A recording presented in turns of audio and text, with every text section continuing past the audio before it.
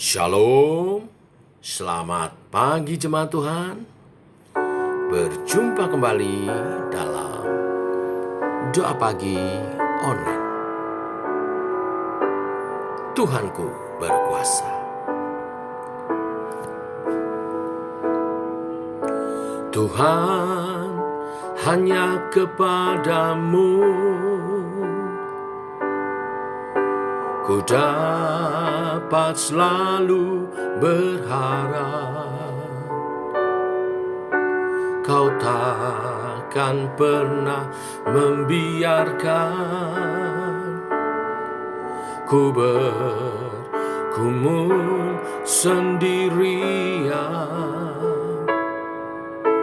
di dalam kelemahanku. Kuasa-Mu jadi sempurna. Kau takkan pernah tinggal diam untuk memberi pertolongan.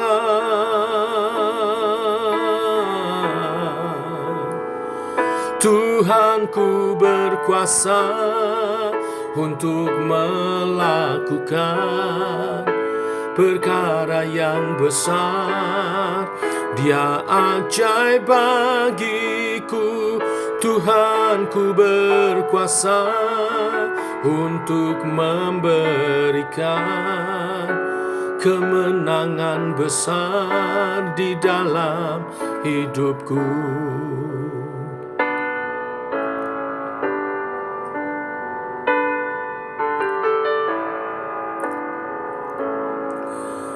Tuhan, hanya kepadamu ku dapat selalu berharap. Kau takkan pernah membiarkan ku bergumul sendirian di dalam kelemahanku. Kuasa-Mu jadi sempurna. Kau takkan pernah tinggal diam untuk memberi pertolongan. Tuhanku berkuasa untuk melakukan perkara yang besar. Dia ajaib bagiku. Tuhanku berkuasa untuk memberikan kemenangan besar di dalam hidupku. Tuhanku berkuasa untuk melakukan perkara yang besar. Dia ajaib bagiku. Tuhanku berkuasa untuk memberikan kemenangan besar di dalam hidupku. Kemenangan besar di dalam hidupku. Kemenangan besar di dalam hidupku.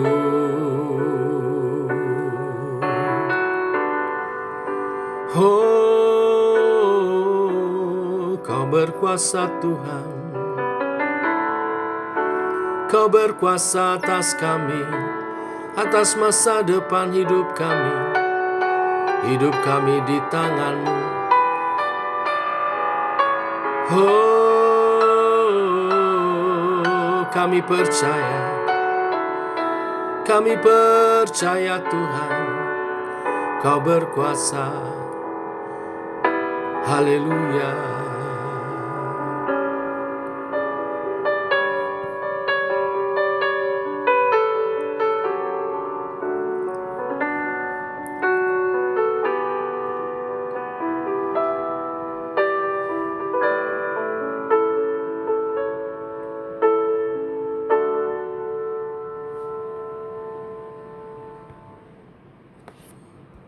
Tiba waktunya kami merenungkan firman-Mu. Firman-Mu adalah suluh dan terang bagi jalan kami. Berfirmanlah Tuhan, nyatakan kebenaran-kebenaran-Mu dalam nama Tuhan Yesus Kristus. Amin. Kita lanjutkan Bapak Ibu renungan firman Tuhan pada pagi hari ini. 2 Raja-Raja 2 ayat 19 sampai 25. Kuasa Tuhan menyertai dan membela hambanya. Demikian firman Tuhan. Berkatalah penduduk kota itu kepada Elisa, "Cobalah lihat, letaknya kota ini baik seperti Tuanku lihat, tetapi airnya tidak baik. Dan di negeri ini sering ada keguguran bayi." Jawabnya, "Ambillah sebuah pinggan baru bagiku, dan taruhlah garam di dalamnya." Maka mereka membawa pinggan itu kepadanya. Kemudian pergilah ia ke mata air mereka dan melemparkan garam itu ke dalamnya serta berkata, "Beginilah firman Tuhan, telah kusehatkan air ini, maka tidak akan terjadi lagi olehnya kematian atau keguguran bayi." Demikianlah air itu menjadi sehat sampai hari ini, sesuai dengan firman yang telah disampaikan Elisa. Elisa pergi dari sana ke Betel. Dan sedang ia mendaki, maka keluarlah anak-anak dari kota itu, lalu mencemoohkan dia serta berseru kepadanya, "Naiklah botak, naiklah botak." Lalu berpalinglah ia ke belakang, dan ketika ia melihat mereka, dikutuknyalah mereka demi nama Tuhan. Maka keluarlah 2 ekor beruang dari hutan, lalu mencabik-cabik dari mereka 42 orang anak. Dari sana pergilah ia ke Gunung Karmel, dan dari sana pula kembalilah ia ke Samaria. Amin. Bapak Ibu, Elisa menggantikan Elia setelah Elia terangkat naik ke surga. Tugas dan tanggung jawab sebagai seorang nabi saat itu ada di pundaknya. Oleh sebab itulah Tuhan menyertai Elisa dengan kuasanya. Sebagai seorang nabi yang baru, Elisa langsung melaksanakan tugas, yaitu memberi petunjuk dan menolong umat Tuhan. Penduduk kota Yeriko mengeluhkan kalau air di kota tempat mereka tinggal itu tidak baik. Air yang tercemar merugikan penduduk di sana. Banyak terjadi keguguran karena mengkonsumsi air itu.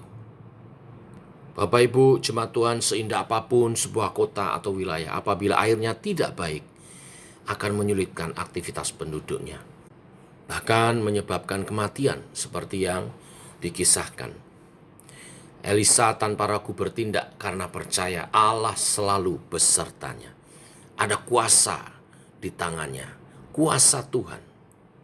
Ia yakin kalau Allah yang memilihnya, Allah yang mengurapinya, Allah pun memberikan kuasa untuk memampukan dia menjalankan tugas kenabiannya.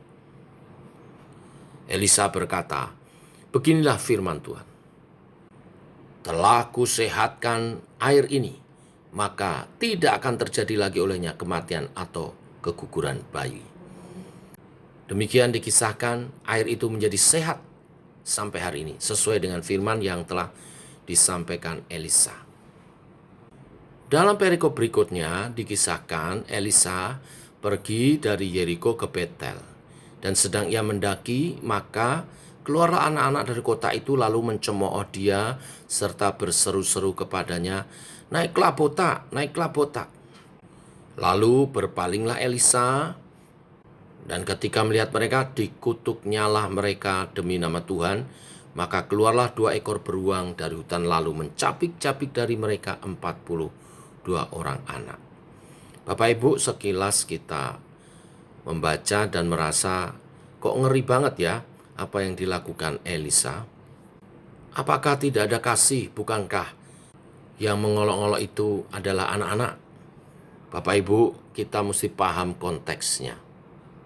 Konteks dari perikop ini adalah Tuhan dengan kuasanya membela hambanya yang dicemooh, yang dilecehkan, Ini bukan masalah anak-anak.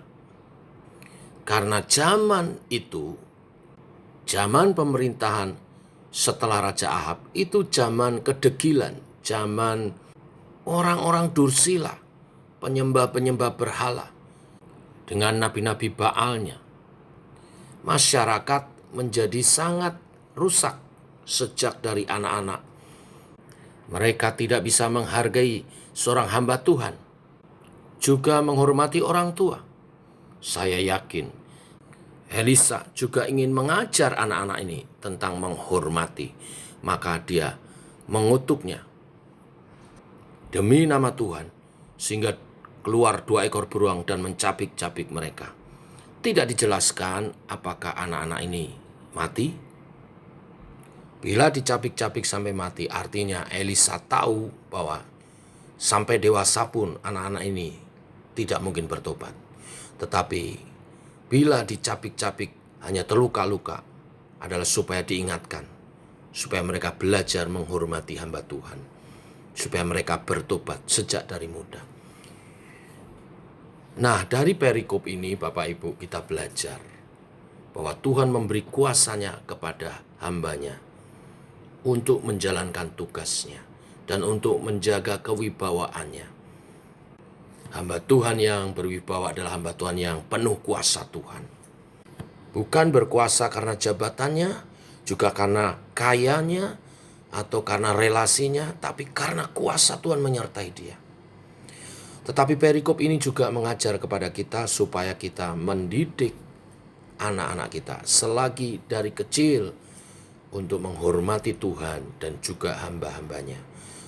Tanamkan selagi mereka masih kecil untuk punya sikap sopan santun terhadap yang lebih tua, terlebih lagi terhadap seorang hamba Tuhan. Karena sikap terhadap hamba Tuhan menunjukkan sikap pribadi kita kepada Tuhan. Tuhan memberkati. Mari kita berdoa. Bapa, kami mengucap syukur oleh kasih dan anugerah-Mu. Rahmat-Mu selalu baru. Demikian pagi hari ini oleh kasih dan rahmat-Mu Engkau mengajar kepada kami bahwa sebagai hamba Tuhan Engkau mengurapi kami dan Engkau menaruh kuasa-Mu dalam kami untuk menolong kami menjalankan tugas pelayanan kami dengan baik dan menjadi berkat bagi banyak jiwa, juga untuk menjaga kewibawaan kami. Karena kewibawaan seorang hamba Tuhan memancarkan kemuliaan Tuhan. Tetapi melalui kebenaran firman Tuhan ini juga kami diingatkan untuk mendidik anak-anak kami sejak dari kecil untuk belajar menghormati, menghargai orang yang lebih tua, terlebih seorang hamba Tuhan. Karena sikap terhadap seorang hamba Tuhan menunjukkan sikap pribadi kita kepada Tuhan.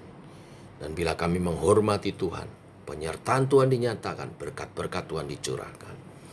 Biarlah anak cucu kami semua dalam perlindungan penyertaan-Mu, bersikap taat takut akan Tuhan, menghormati hamba-hamba Tuhan, dan melayani Tuhan dengan tulus sejak dari kecil mereka. Kami bersyukur untuk anak-anak kami hari ini. Kami berdoa untuk anak-anak kami semua dalam berkat perlindungan penyertaan, dalam berkat hikmat dan juga pertolongan Tuhan, meraih masa depannya dengan baik. Berkati studi anak-anak kami, berkati masa depan anak-anak kami yang sudah bekerja, berkati pekerjaan dan karirnya, sehingga meraih karir terbaik.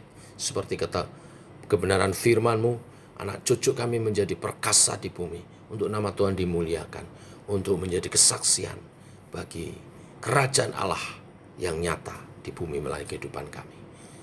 Demikian kami berdoa untuk hari ini berjalan bersama dengan Tuhan. Dalam nama Tuhan Yesus Kristus. Amin. Demikian saudara doa pagi kita. Selamat pagi, selamat berjalan bersama dengan Tuhan. Shalom.